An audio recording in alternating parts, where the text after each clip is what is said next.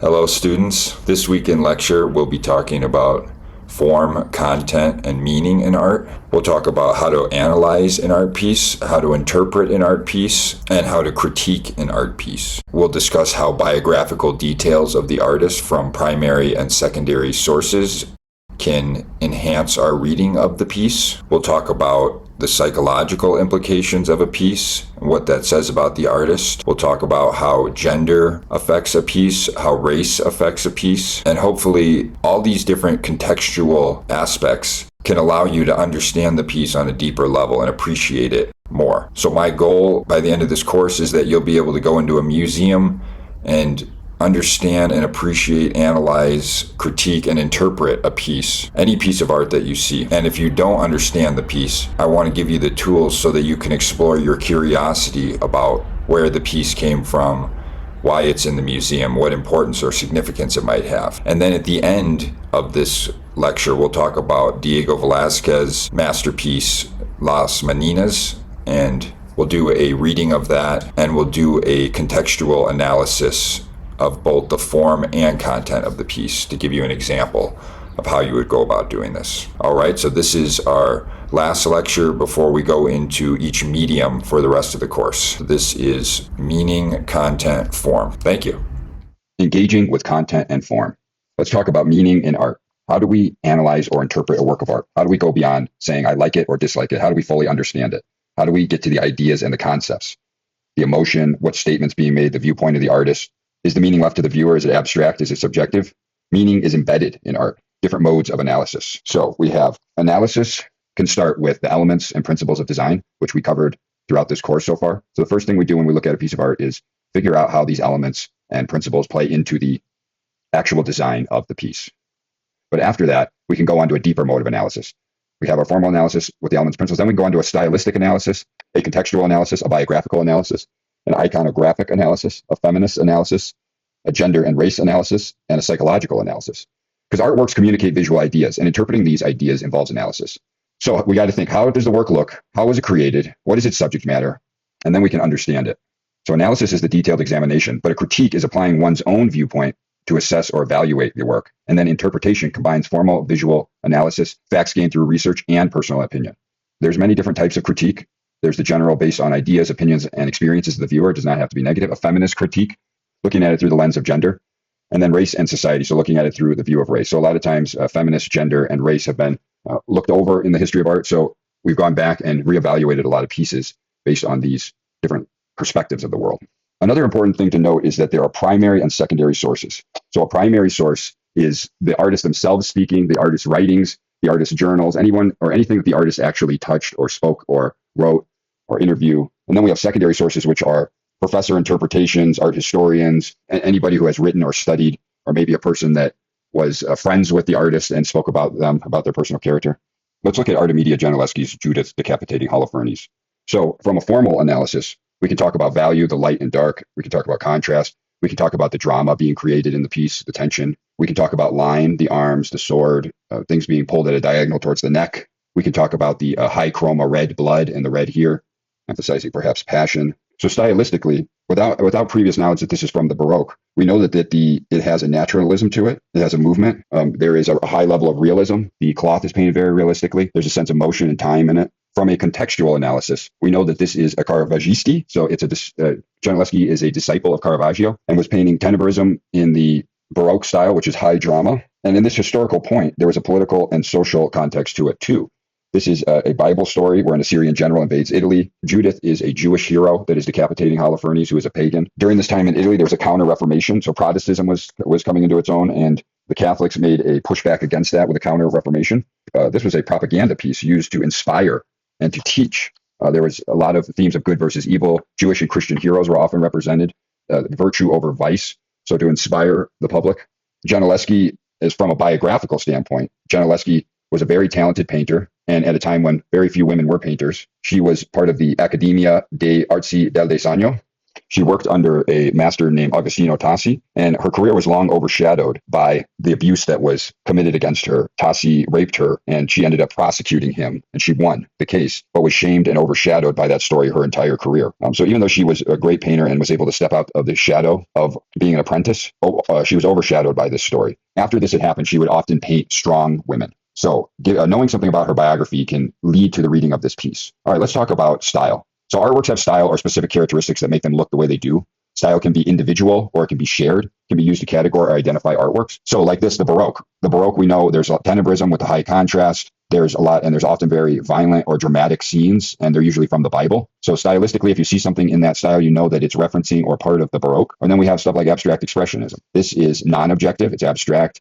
There may be a very vague sense of objectivity sometimes, or it could be just straight color. But this is the focus on paint. They're very large scale. They're often messy. So abstract expressionist involves this type of style. Now let's look at a different kind of style. El Anatsui, this is an assemblage piece, and it's an assemblage of found materials. And it looks very different far away than from close up. Overall, a texture is like a hanging crumpled fabric, but up close, you find out the individual pieces are made from liquor bottle caps. And then knowing a little bit more about this, we see that this piece and the way it's weaved with copper and bottle caps is a similar weaving to the kente cloth of Ghana. And El Anatsui, his brother and his father actually made kente cloths. But from an even deeper reading of it, we know that in Ghana, there was a lot of slavery and there was bartering for alcohol from the Europeans. So the Europeans would come and they would trade alcohol for goods. They would get slaves from Ghana and ship them to the Caribbean where the slaves would produce rum. And then the rum would be shipped back and traded to Ghana for goods and perhaps slaves. So there was a vicious cycle. So this is making a comment about, the history of Ghana and the slave trade there, as well as talking about contemporary waste. There's making art out of recycled materials when there's an overabundance of materials to use, opposed to using fresh virgin materials like paint out of the tube. Hieronymus Bosch from the 1500s. Hieronymus Bosch has a very distinct style. He's known for their fantastic qualities, humans, fruit, and futuristic-looking objects in distorted sizes.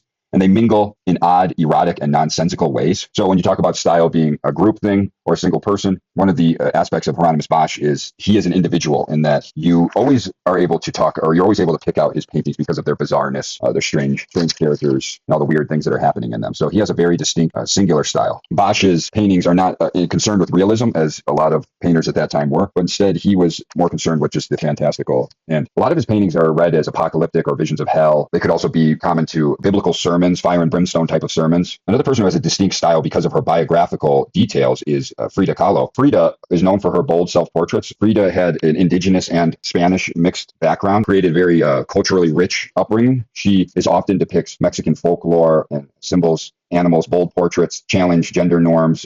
She's depicted as androgynous often. She's also a big topic of her work is health problems. She contracted polio as a child, and there's often different symbolism involving her in pain and somehow. She also was married to the painter Diego Rivera. They had a very tumultuous relationship that involved some infidelity, which was another source of inspiration. So when you look at Frida's works, you'll often see all these biographical details come through. Another mode in which to critique a painting is through a feminist critique. So a feminist critique may play into an analysis of art in this way. We have two paintings, one by a man, one by a woman. We know that Gentileschi was sexually assaulted and painted women that were strong in her later life, whereas Caravaggio, if you look at the difference, while both paintings are violent, this one maybe has a greater focus on realism in the way that the light impacts the scene and the rendering of the actual figures and objects. But we have Judith is standing far away from Holofernes as she decapitates him, and the servant is back here just watching. Whereas in Gentileschi's, there's no space here as there is here. She's right up in there, grabbing his head, pushing it down. The maidservant is fighting him as well, pushing him down. The two women are much more up in there and violently decapitating Holofernes. So how would that read? Read that these women maybe are stronger, whereas these two women are more tentative doing what they're doing. So there's a theory called the male gaze, which is basically means that heterosexual male dominate the art world. And this has often been the case throughout art history. In Jean-Auguste Dominique Ingres' work, The Grand Odalisque. This is in 1814. So this is an odalisque is a woman in a harem. So that's like a brothel. And it would be a Turkish harem. So this would be a Turkish woman. And at that time, women in France, this painting was made in France. Women in France were pushing for rights. They were pushing for liberation. And there was a sense that men were longing for women to be docile, women to be submissive. So Ingres paints this picture of this docile female as a sexual object. It's designed for a male viewer. The woman has a gaze of acceptance that she is an object. And he also imposes imposed his ideals of what the female body should be, including elongating her back by making an extra vertebrae. So this is a comparison to a lot of paintings of women at this time, especially the 1800s. These are Renoir. Women are often kind of doughy-eyed, over-sexualized, meant to be objects. This is another sexual object one. Like this one actually has a giant head kind of creepily staring into it. So the Guerrilla Girls is a group that came in the 80s. They used humor and performance to bring attention to the fact that women had been objectified throughout art history and throughout the world in general. So they have, this is one of their posters. Do women have to be naked to get into it? To the Met Museum, less than 5% of the artists in the modern art section are women, but 85% of the nudes are female. So often women will only be represented in the museum if they're depicted as an object, a beautiful body, opposed to what they have to say in their artwork. There's been many artists that have worked to sort of turn this on its head. One of them is Joan Semmel, who paints nudes, female nudes, but she paints them from her own viewpoint. So it's all of her nudes are as if you're looking outside of her, you're looking from her own eye. Therefore, it's impossible to look at her body outside of being her in the painting. And then a feminist critique can sort of spawns a gender identity critique as well, gender studies. So this is Robert Mapplethorpe, self-portrait. This was a public funding crisis because there was these culture wars that happened where politicians wanted to defund museums if they were to show certain kind of art that they did not find to be tasteful or proper. Robert Mapplethorpe is playing into the male nude, the classical Greek sculpture. He was basically photographing what he thought was missing from museums and from art. He wanted to subvert gender norms. He has the eye makeup, longer hair. He's challenging our idea of what a man should be. So that was not liked by politicians on the other side. Mapplethorpe photographed what he wanted to see, the things that he considered to be visually interesting, but not. So interpreting Mapplethorpe's photographs from the perspective of gender studies encourages us to take his own intentions into account and to think about how gender affects our experience. Another reading that is important to look at is race and culture as an influence on the piece. Here we have a piece by Kehinde Wiley. This is another version of Judith and Holofernes made in 2012. Kehinde Wiley is from Africa originally. He lives in America now. But in this one, you have roles shifted where you have a black Judith and Holofernes, the decapitated head, is a white woman. So she's fashionably done up. This is actually a model that he found from the streets of Brooklyn. He has a deal with Givenchy to create the dress that he used for the rendering in the piece. So he collaborates with regular people and he uplifts them into this historical tradition of paintings. He also interweaves this floral pattern that is associated with African design. He's talking about identity. He's talking about the dynamics of power. He's talking about feminism. He's talking about race. He's talking about gender.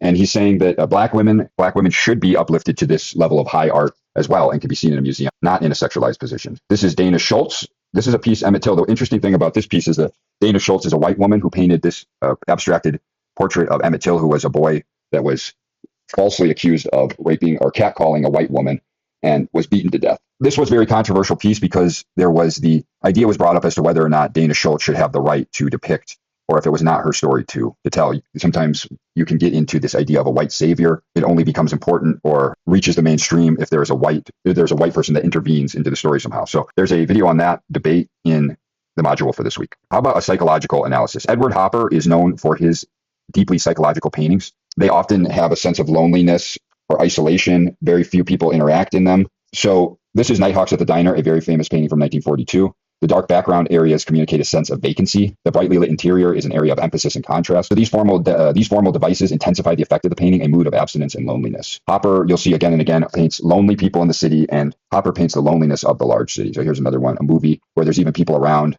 but the girl is isolated by this wall over here. Also, The Scream by Edward Munch. Tragic experiences and psychological disturbances motivated Munch's work. His mother and his sister both died when he was very young. There's a sense that he may have had agoraphobia, fear of open spaces. So he had a diary that actually indicated the painting was based on an actual event, walking on a bridge with friends. He saw the sky turn red and he froze with anxiety and existential dread. I think a lot of people can relate to the psychological intensity of that painting. Iconographic signs and symbols identifies and interprets the symbolic meanings of objects and elements in artworks. So this reveals previously unknown information and provides insights into content. This is the portrait of Dr. Paul Gauchet by Van Gogh in 1890. This was sold in 1990 for $80 million. And that was the highest price for a painting paid at the time. It was paid by Ryu Saito, who was a Japanese businessman. And he actually put in his will that he wanted to be cremated with the painting. We don't, ever since he died, the painting has gone missing. They don't know the whereabouts of it. They don't know if it was cremated, but there's a whole debate that has raged about whether or not that should be allowed. Right? Should you be able to destroy a priceless piece of artwork because you have the money to pay for it? So Mark Alexander uses this symbol, this painting that stands for this symbol of this debate and this idea, and he painted it black. So you'd say, well, why would he create a copy of Van Gogh but black? But there actually is a specific reason. He paints it as if it's a ghost copy of it.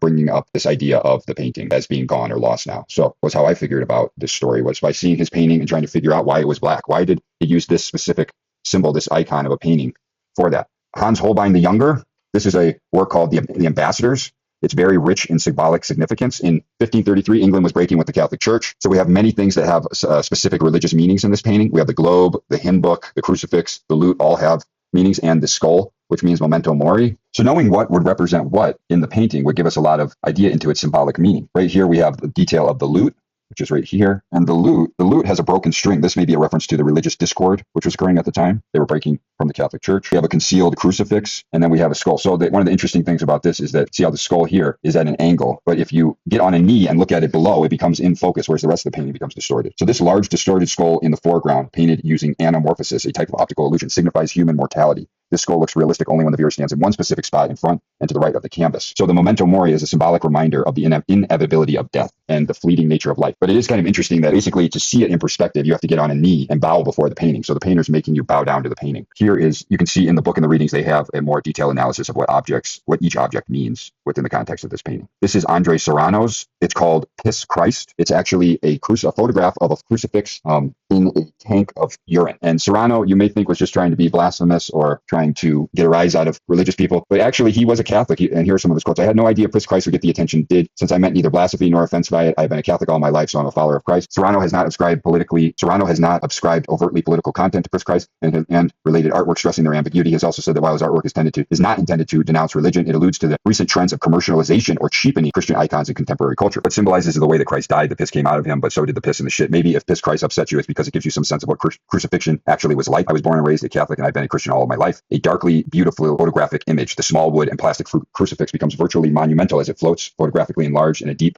rosy glow that is both ominous and glorious. So taking an icon, he's trying to make a commentary on the commercialization way that Christianity is being used in contemporary culture by defaning this icon, which makes you think, what icon may be offensive for you to see destroyed or defaced in some way? So interpretation that critically examines society and culture as it intersects with race, power, and institutional practices can reflect the intentions of the artist, the perspectives of the viewer, and the interpretation of the critic, or all three at the same time. This is Brian Jungen. He is a native artist that does sculpture, and he uses consumer materials to create these symbols of indigenous identity. So totem poles made out of golf bags, shoes being formed into masks from the Pac Northwest tribes. This one is a skeleton of a orca whale. So what Jungen does is make this connection between indigenous relics and the commodification and consumption of them as commodities. Lastly, let's do a full analysis of Diego Velázquez's Las Meninas. So Las Meninas means maids of honor, and it is a painting of Philip IV's court in the palace. Velázquez is also in it. He is the man on the left at the painting, and the Princess Margarita is the little girl in the middle, and her ladies in waiting are surrounding her, including other members of the court and a dwarf. There's also a mastiff dog. All right, from a formal analysis, we have perspective lines that lead us into the cavern of the dark room, and we have a strange man who is contrasted very abruptly with the light background at the door in the back. So we get a sense of vanishing point and linear perspective. There's the illusion of depth, that this is a real room. All the cloth in light is painted very realistically on the figures. They have